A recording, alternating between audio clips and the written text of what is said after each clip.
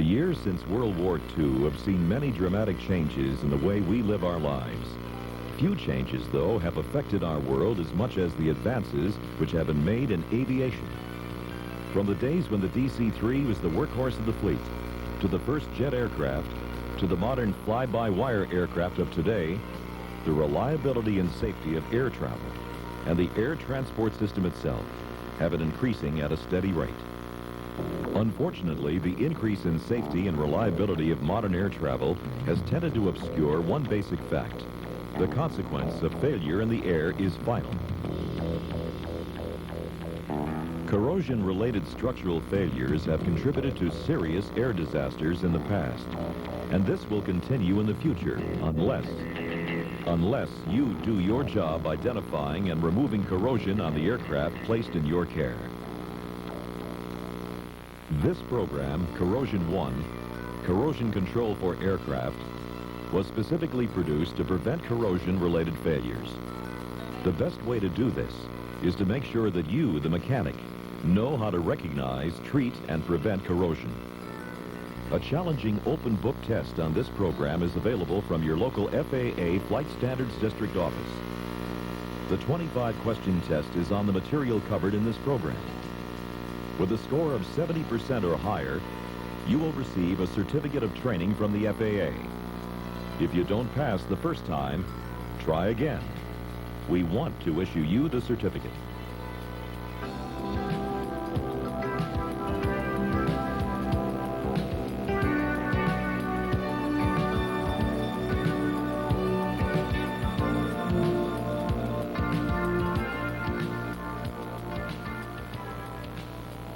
In your role as an aircraft mechanic or inspector, you are responsible for recognizing, preventing, and controlling corrosion on your aircraft.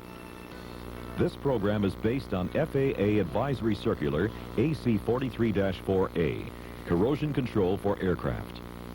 You can get a free copy by writing the Superintendent of Documents, Washington, D.C.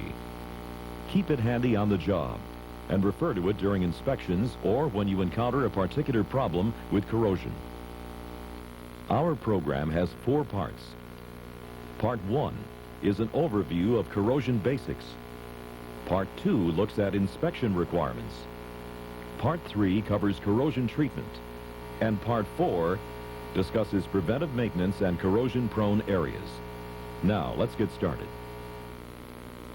In Part 1, we'll look at the various causes of corrosion, some of the more common electrolytes, and the types of corrosion you will typically see while maintaining your aircraft. Corrosion is a natural phenomenon. It attacks refined metals and alloys in an effort to return them to their original state. Corrosion can be thought of as an electrochemical process because a small amount of electrical current is also generated as the metals corrode. 4 conditions must always exist before corrosion can develop. There must be a metal that will corrode readily, called the anode. A different metal which has less tendency to corrode, called the cathode. An electrical path between the anode and the cathode, usually through metal-to-metal contact, and a conductive liquid called the electrolyte. A typical corrosion cell example that exists on your aircraft could have the aluminum skin as the anode, a steel fastener as the cathode, metal-to-metal contact as the electrical path, and rainwater, which may enter the small crevice between the skin and the fastener, as the electrolyte. Electrical current flows from the cathode to the anode through the electrical path, which, and here is the key, causes the loss of metal in the anode. Corrosion is like a cancer to an aircraft. Once it gets started, it will continue to spread without some preventive or corrective action. But remember, eliminating any one of the 4 conditions, anode, cathode, electrical path, or electrolyte, will stop or prevent corrosion. On the job, you need to know how different metals react with each other so you can spot potential trouble aboard your aircraft. The Galvanic series chart, as shown here, shows how different metals compare with each other and how likely they are to corrode. The further apart 2 metals are on this chart, the faster one or the other will corrode if they are joined together. At the top of the chart are the metals which most easily corrode, such as magnesium and zinc. At the bottom are the metals which are the least likely to corrode, such as gold and platinum. Let's see how our example of the aluminum aircraft skin and stainless steel fastener looks on the Galvanic series chart.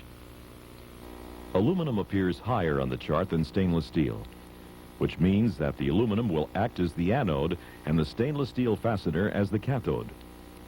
This means that in a corrosive environment, there will be rapid corrosion of the aluminum skin where it contacts the stainless fasteners. On the other hand, if two metals are close to each other on the galvanic chart, corrosion will occur, but not as quickly. Other factors will also increase the corrosion of a metal. One factor is the relative size of the anodic and cathodic areas involved. If the cathode is small compared to the anode, corrosion will be slow. If the surface area of the cathode is large and the anode small, the corrosion process will be accelerated and the smaller anode will deteriorate quickly. Another factor is temperature. As the temperature increases, resistance to current flow in the electrolyte decreases. So you usually find more corrosion in tropical areas than you do in cold areas. Corrosion also increases with the time the metal is exposed to a corrosive environment. Another very important factor is the type of electrolyte. Let's take a look at electrolytes in greater detail. Electrolytes are one of the four basic factors which cause metals to corrode.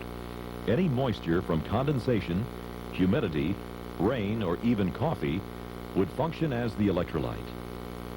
The most common electrolytes are water, acids, and alkalis. Water is by far the most common electrolyte. Its corrosive effects, however, depend on the chemicals in the water. Tap water is less corrosive than rainwater because rainwater has a lower pH level, which indicates a higher acid content.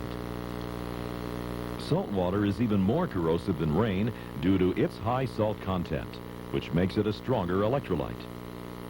Moderately strong acids will severely corrode most alloys used in aircraft construction. By far, the most destructive is battery acid. In addition, sulfuric acid found in volcanic dust, ozone from electrical discharges, and even human and animal waste, which contain uric acid, are very corrosive to metals. At the other end of the pH scale, alkalis aren't generally as harsh as acids, but will still attack aluminum and magnesium alloys. Alkaline chemical cleaners are particularly corrosive to aluminum. This program will now look at the types of corrosion you will come into contact with while maintaining aircraft. We will use their most commonly accepted names in describing each type of corrosion. They are uniform, pitting, galvanic, concentration cell, intergranular, exfoliation, filiform, stress corrosion cracking, corrosion fatigue, and fretting. Uniform corrosion, as the name suggests, attacks the metal uniformly over the entire surface. Uniform corrosion is commonly referred to as rust on steel surfaces. If it is allowed to continue, uniform corrosion will cause significant strength and weight loss to the metal. Pitting corrosion is the most common form of corrosion found on aluminum and magnesium alloys, but can also occur in other alloys. Pitting corrosion generally appears first as small white or gray dots, and in its more advanced stages, a white or gray powdery substance, similar to baby powder. Galvanic corrosion results from two different metals being in contact with each other in the presence of an electrolyte, like our steel fasteners and aluminum skin. Concentration cell, or crevice corrosion, occurs in areas where two metals are joined and moisture works its way into the crevice and sets up a corrosion cell.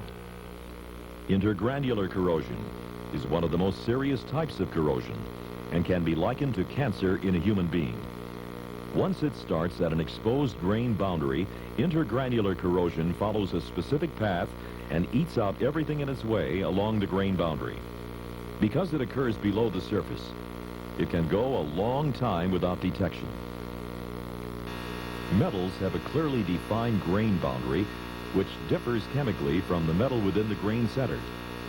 The grain boundary and grain center can react with each other as anode and cathode when in contact with an electrolyte. Exfoliation corrosion is an advanced form of intergranular corrosion. The surface grains of a metal are lifted up by the force of expanding corrosion products occurring at the grain boundaries just below the surface. Filiform corrosion begins at breaks in the paint and is recognized by its worm-like traces beneath the paint surface, which can lead to intergranular corrosion. Stress corrosion cracking is caused by a combination of stress and corrosion.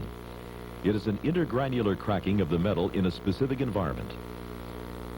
Corrosion fatigue is similar to stress corrosion cracking, but is caused by the combined effects of cyclic stress and corrosion. The pressurization and depressurization of aircraft during flight is a prime cause of fatigue. Even small amounts of corrosion on fatigued parts lowers the fatigue stress limit. This will allow a fracture to occur at a point far below normal fatigue limits. Fretting occurs when two surfaces are highly loaded and vibration causes them to rub against each other. This causes their protective coatings to be worn away, exposing the unprotected metals to the environment. Fretting is often identified by black streaks at the surface interface. To summarize Part 1, we discussed the basic theory of corrosion. We discussed factors that influence corrosion, including various electrolytes. And we reviewed the major types of corrosion which affect aircraft metals.